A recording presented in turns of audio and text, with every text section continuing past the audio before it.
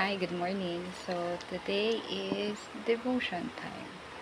So, ang devotion natin ngayon is about Peter. Siya yung naglakad sa tubig.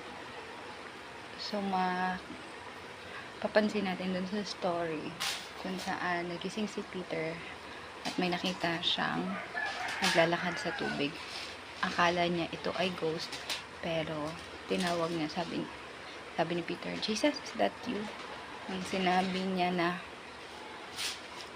ni Jesus na yes, it is me, nakailang steps si Peter, naglakad siya sa water, as in literal na naglakad si Peter sa water.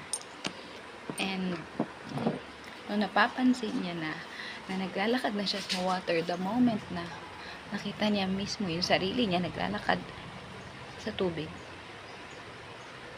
pumasok na yung doubt, yung fear, nagsink siya pababa, lumubog siya. And then Peter asked for help and Jesus helped him. Ano yung moral ng story?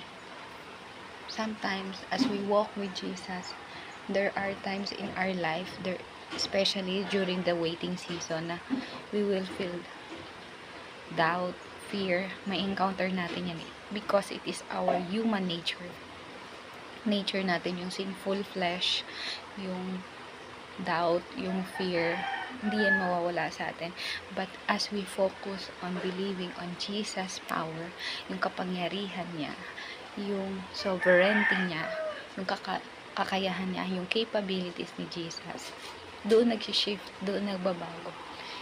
Sometimes we see ourselves na nagpo-fall, na nangihina, pero nang patuloy tayong tumitingin kay Jesus, kung gaano siya kabuti, mapagmahal, kung paano yung tiwala natin sa Kanya, nag-shift from doubt, yung doubt, napapalitan ng strength, yung fear, napapalitan ng encouragement, nagiging brave, nagiging strong ka.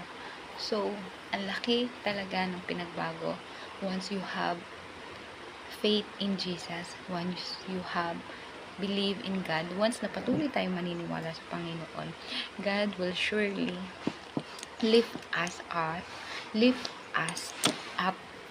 not just spiritually, mentally, physically, emotionally, lahat ng aspect ng buhay natin. So, if you in a season kung saan nasa waiting season ka ng buhay mo, waiting for that moment kung saan you're praying for something and God will